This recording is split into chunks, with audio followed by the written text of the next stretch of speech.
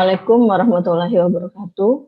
Minggu ini kita masuk ke pertemuan kedua mata kuliah Interpersonal Skill, di mana di minggu kemarin kita sudah membahas tentang bagian-bagian dari otak manusia ya, yang ada hard skill sama soft skill. Nah, di mata kuliah ini kita akan membahas lebih detail tentang ilmu-ilmu yang ada di dalam soft skill ataupun otak kanan. Nah, sebelum kita masuk ke ilmu-ilmu soft skill, minggu ini kita akan membahas tentang teori-teori interpersonal skill. Nah, pertama kita akan bahas tentang apa itu interpersonal skill sendiri, jadi supaya kita tahu mata kuliah kita ini membahas tentang apa. Pertama, menurut Whitbread and Chupak di dalam Muhammad di tahun 2000, interpersonal skill itu menurut mereka adalah kemampuan seorang individu untuk melakukan komunikasi yang efektif. Jadi dasar dari suatu interpersonal skill adalah komunikasi. Kemampuan ini ditandai dengan adanya karakteristik psikologis tertentu yang sangat mendukung dalam menciptakan dan membina hubungan antar pribadi yang baik dan memuaskan. Jadi mereka ini berpendapat bahwa interpersonal skill itu adalah komunikasi, di mana di pertemuan minggu kemarin kita udah bahas juga bahwa ketika kita ingin sukses di dalam berkarir, itu faktor yang terpenting adalah komunikasi. Kenapa komunikasi? Karena tujuan dari komunikasi adalah agar kita bisa menciptakan dan membina hubungan antar pribadi yang baik serta memuaskan untuk antar individu tersebut. Makanya kenapa menurut mereka juga interpersonal skill itu adalah komunikasi. Kemudian kita lanjut ke teori yang kedua. Menurut Burmeister dan teman-teman, mereka bilang bahwa interpersonal skill itu adalah kecakapan yang dimiliki seseorang untuk memahami berbagai situasi sosial. Jadi situasi sosial dimanapun berada, serta bagaimana orang tersebut menampilkan tingkah laku yang sesuai dengan harapan orang lain yang merupakan interaksi dari individu dengan individu lain. Walaupun berarti dasarnya sama ya, komunikasi, tetapi mereka ini lebih menekankan bahwa interpersonal skill itu adalah ketika kita bisa memahami berbagai situasi sosial yang sedang terjadi dan kita bisa menempatkan diri kita di situasi sosial seperti itu. Seperti misalnya saat pandemi saat ini. Ya, situasi sosial saat ini adalah bagaimana caranya agar kita bisa menerapkan protokol kesehatan. Nah, ketika kita mempunyai interpersonal skill yang baik, otomatis kita bisa menempatkan situasi, oh kalau keluar rumah kita menggunakan masker gitu. Jadi hal-hal seperti itu datangnya dari interpersonal skill yang ada di dalam diri kita sendiri. Nah, ketika kita tidak mau menggunakan masker, terus tidak mau menjaga jarak, ya berarti bisa dibilang kita itu tidak mempunyai interpersonal skill yang baik di dalam diri kita, sehingga kita mengabaikan situasi sosial yang terjadi saat ini, serta kita menampilkan tingkah laku yang tidak sesuai dengan harapan orang lain. Berarti interpersonal skill kita juga tidak baik. Oke. Nah, kemudian berdasarkan definisi-definisi tersebut, bisa kita simpulkan bahwa kemampuan interpersonal ataupun interpersonal skill itu adalah kemampuan atau kecakapan yang dimiliki seseorang di mana ia mampu menjalin hubungan yang baik dengan orang lain. Jadi komunikasi tadi ya, di mana kita bisa menjalin hubungan yang baik dengan orang lain dan mengerti apa yang diinginkan orang lain dari dirinya. Dalam hal ini adalah kita dapat memahami situasi sosial yang sedang terjadi di dalam kehidupan ataupun di dalam lingkungan kita sendiri, serta dapat menguasai suatu keadaan dengan mampu mengambil tindakan yang cepat. Dalam artian di sini adalah ketika kita bisa memahami situasi sosial, kita bisa nih memutuskan apa sih yang seharusnya saya lakukan dengan nilai benar dan tidak merugikan salah satu pihak. Tadi contohnya ya, ketika saat ini situasi kita sedang terjadi pandemi, yang mau tidak mau kita harus menggunakan masker, menjaga jarak, dan menerapkan protokol kesehatan yang lainnya, sehingga tidak merugikan salah satu pihak, yaitu orang lain, dan juga tidak merugikan diri kita sendiri.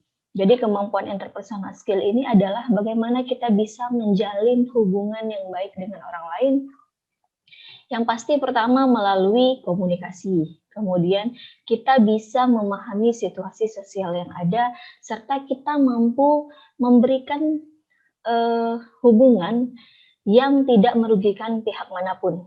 Jadi ketika kita sudah mempunyai interpersonal skill yang baik, itu sudah pasti bisa kita terapkan juga di dalam kehidupan kita sendiri. Oke, nah ada beberapa poin penting yang harus kita mengerti di dalam interpersonal skill itu sendiri. Yang pertama adalah poin mendengarkan, yaitu proses menangkap makna dari suara yang kita dengar, bukan hanya mendengar suara dan akhirnya dikeluarkan lagi. Nah, ini masih mending ya, terkadang mahasiswa kadang-kadang dia mendengar masuk lewat kuping kiri, terus dikeluarkan lagi lewat kuping kanan. Itu masih mending karena masih ada proses melewati jalur ataupun jalur kuping tadi ya. Jadi sehingga minimal satu kalimat bisa nyangkut di dalam otaknya. Yang parah itu adalah ketika mendengarkan dari kuping kiri, dikeluarkan lagi dari kuping kiri. Nah, itu mental berarti ya. Nah, kalau seperti itu berarti bukan teknik mendengarkan yang baik. Jadi mendengarkan yang baik itu adalah ketika kita bisa menangkap makna dari suara yang kita dengar. Jadi apa yang kita dengar itu kita tangkap maknanya, kita kelola di dalam otak kita sehingga menjadi informasi untuk diri kita sendiri. Jadi bukan hanya sekedar mendengar lalu dikeluarkan lagi. Nah, itu poin yang pertama yang harus kita mengerti di dalam interpersonal skill. Yang kedua adalah memberi umpan balik.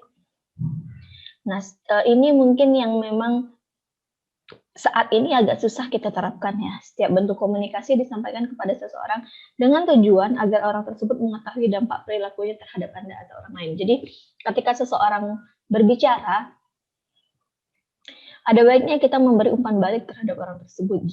Jangan seperti situasi saat ini, mungkin banyak orang yang sedang berbicara. Karena kita sudah dipengaruhi oleh gadget, kadang-kadang kita lupa untuk memberi umpan balik secara langsung. Bahkan mungkin saat ini lebih banyak orang yang memberi umpan balik itu ketika tidak melakukan komunikasi secara langsung.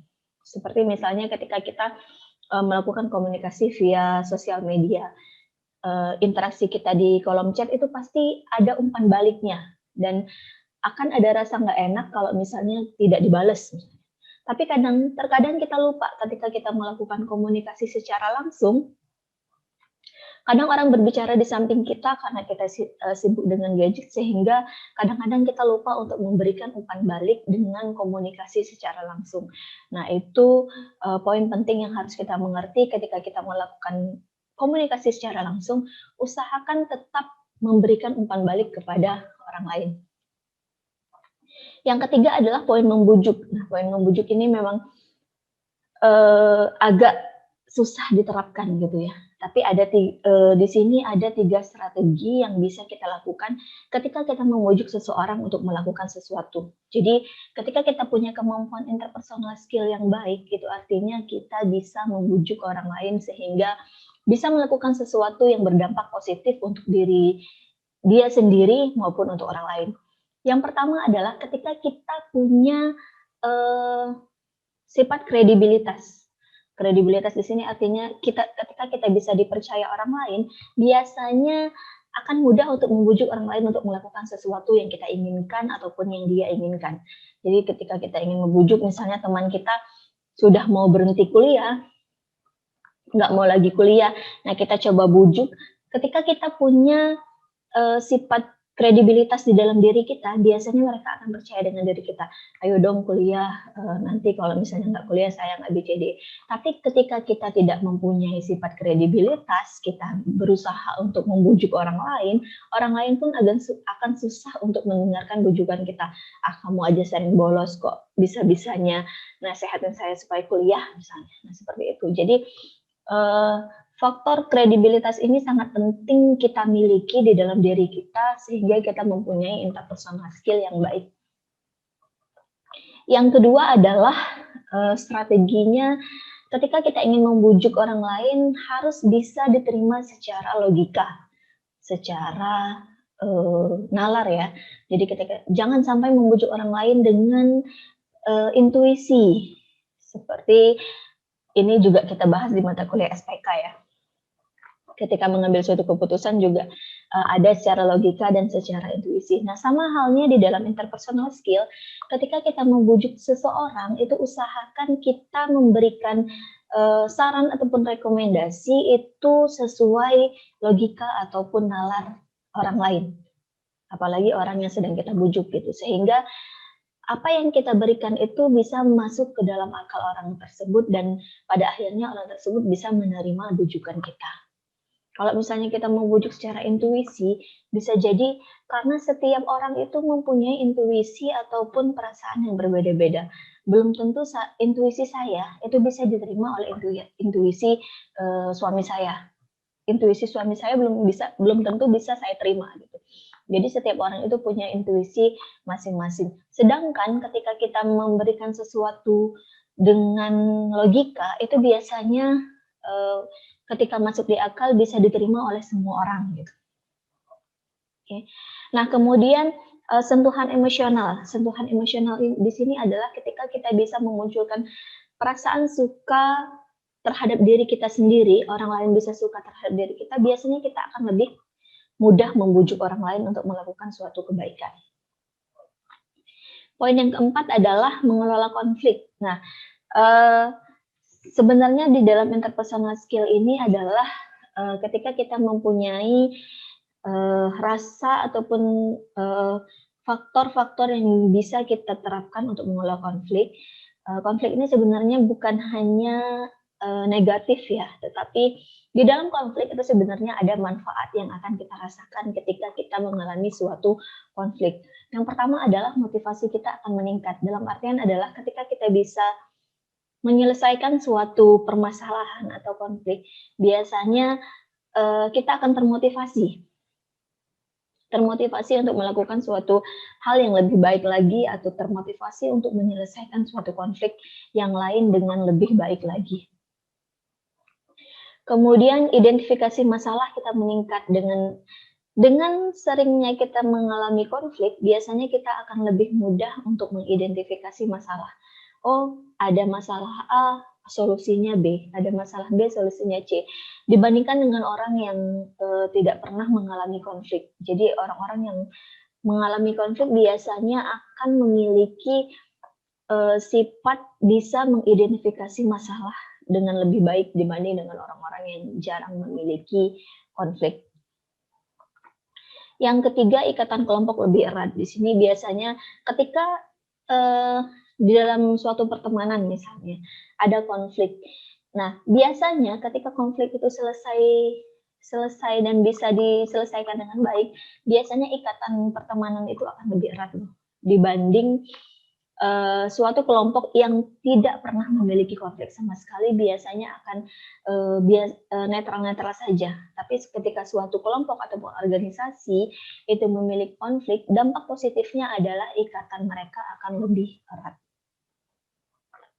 Yang keempat, penyesuaian diri pada kenyataan, karena biasanya apapun yang terjadi di dalam konflik itu hasilnya bisa jadi memberikan dampak yang positif untuk diri kita, jadi kita bisa menyesuaikan, oh ini loh kenyataan yang ada. Jadi mau tidak mau kita harus menerima kenyataan tersebut, dan biasanya kita semakin banyak terjadinya konflik juga akan menimbulkan kita menjadi seseorang yang mudah untuk menerima suatu kenyataan yang terjadi di dalam diri kita dibandingkan orang-orang yang jarang memiliki konflik. Kemudian pengetahuan, keterampilan kita meningkat karena bagaimana caranya kita untuk bisa menyelesaikan konflik yang sedang terjadi. Kreativitas meningkat juga sudah pasti ya. Kemudian membantu upaya mencapai tujuan, lalu mendorong pertumbuhan. Nah, kita lihat di sini aspek-aspek kemampuan interpersonal skill menurut Burmeister, terdapat 5 aspek di dalam kemampuan interpersonal yang ada di dalam diri kita. Yang pertama adalah kemampuan berinisiatif. Nah, orang-orang yang mempunyai kemampuan interpersonal yang baik adalah orang-orang yang memiliki kemampuan berinisiatif. Inisiatif di sini maksudnya adalah kita berusaha untuk mencari pengalaman yang baru, yang lebih luas tentang dunia luar, dan tentang diri kita sendiri dengan tujuan untuk mencocokkan sesuatu atau informasi yang sudah kita ketahui dan dapat lebih memahami. Jadi inisiatif di sini adalah kita berusaha mencari tahu ilmu-ilmu baru, mencari tahu informasi-informasi baru yang bisa kita gunakan untuk diri kita sendiri maupun untuk dunia luar di dalam lingkungan kita. Nah, ketika kita sudah bisa usahakan setiap apapun yang terjadi di dalam pribadi kita itu kita harus punya rasa inisiatif yang tinggi. Kemudian kemampuan bersikap terbuka. Walaupun memang terkadang banyak orang yang saat ini memiliki sifat introvert seperti itu ya. Cuma kemampuan bersikap terbuka itu sebenarnya harus kita miliki jika kita ingin mempunyai suatu interpersonal skill yang baik yang ada dalam diri kita. Bersikap terbuka di sini maksudnya adalah kemampuan seseorang untuk mengungkap informasi yang bersifat pribadi mengenai dirinya dan memberikan perhatian kepada orang lain. Jadi sesekali kita harus bisa bersikap terbuka terhadap diri kita untuk memberitahukan tentang diri kita kepada orang lain. Supaya orang lain juga bisa membantu ketika kita mengalami suatu konflik ataupun pertikaian yang terjadi dalam diri kita. Karena terkadang banyak orang yang mempunyai sifat tertutup atau introvert dan ketika punya konflik akan lebih susah diselesaikan karena orang tidak tahu pribadi dia seperti apa. Jadi usahakan ketika kita ingin mempunyai interpersonal skill yang baik, usahakan kita memiliki sifat terbuka. Nah, kemudian kita juga harus memiliki kemampuan asertif. Kemampuan asertif di sini adalah ketika kita mendapat kejanggalan yang tidak sesuai dengan alam pikiran atau sesuai dengan logika, di saat seperti ini biasanya kita perlu sikap asertif. Asertif di sini yaitu kita bisa menerima masukan ataupun menerima intuisi-intuisi yang ada di lingkungan kita. Jadi walaupun sebenarnya tidak sesuai dengan logika kita, tapi kita harus punya sifat asertif yaitu menerima apa yang intuisi-intuisi yang ada di sekitar lingkungan kita sehingga kita punya kemampuan interpersonal skill yang baik. Jangan sampai saya nggak percaya dengan A, saya nggak percaya dengan B, saya nggak percaya dengan C dengan alasan karena menurut logika saya itu nggak masuk akal misalnya. Nah, berarti itu kita belum memiliki kemampuan interpersonal skill yang baik ketika kita tidak berusaha menerima intuisi-intuisi yang ada di dalam lingkungan kita atau secara teori dikenal dengan nama sikap asertif. Kemudian yang keempat, kemampuan memberikan dukungan emosional. Jadi memberikan dukungan emosional ini sangat berguna untuk mengoptimalkan komunikasi antar dua individu. Jadi ketika ada orang lain yang sedang membutuhkan dukungan emosional, usahakan kita memberikan dukungan tersebut. Seperti misalnya ketika teman kita punya masalah, ya jangan kita untuk memberikan dukungannya dengan menambah bumbu dalam permasalahan tersebut. Cobalah untuk menenangkan orang lain. Itu salah satu contoh bentuk memberikan dukungan emosional terhadap orang lain. Kemudian kemampuan mengatasi konflik. Nah ini ya, jadi interpersonal skill itu sebenarnya adalah paling erat juga kaitannya ketika kita bisa mampu menyelesaikan konflik yang ada, berarti kita sudah memiliki kemampuan interpersonal skill yang baik. Karena setiap hubungan antar pribadi biasanya punya perbedaan. Setiap individu itu pasti punya perbedaan, baik dari sisi pengetahuan, perbedaan karakter, perbedaan pemahaman, perbedaan cara pandang tadi. Ada orang yang cara pandangnya secara logika, ada orang yang cara pandangnya secara intuisi ataupun perasaan. Sehingga perbedaan-perbedaan tersebut biasanya akan menyebabkan konflik. Nah, bagaimana caranya kita bisa mengatasi konflik sehingga kita tetap bisa memiliki kemampuan interpersonal skill yang baik. Kemudian selanjutnya kita akan bahas tentang cara meningkatkan interpersonal skill. Yang pertama tersenyum. Nah, ketika kita tersenyum, perbanyaklah tersenyum gitu. Tapi jangan sepanjang jalan kerjaannya senyum terus ya. Nanti dikira orang agak gimana gitu. Coba lebih banyak tersenyum ketika bertemu orang lain karena akan memunculkan perasaan suka dan memperlihatkan bahwa kita mempunyai interpersonal skill yang baik. Terus jadilah apresiatif. Di sini usahakan kita selalu mengapresiasi atau memberikan penghargaan kepada orang lain.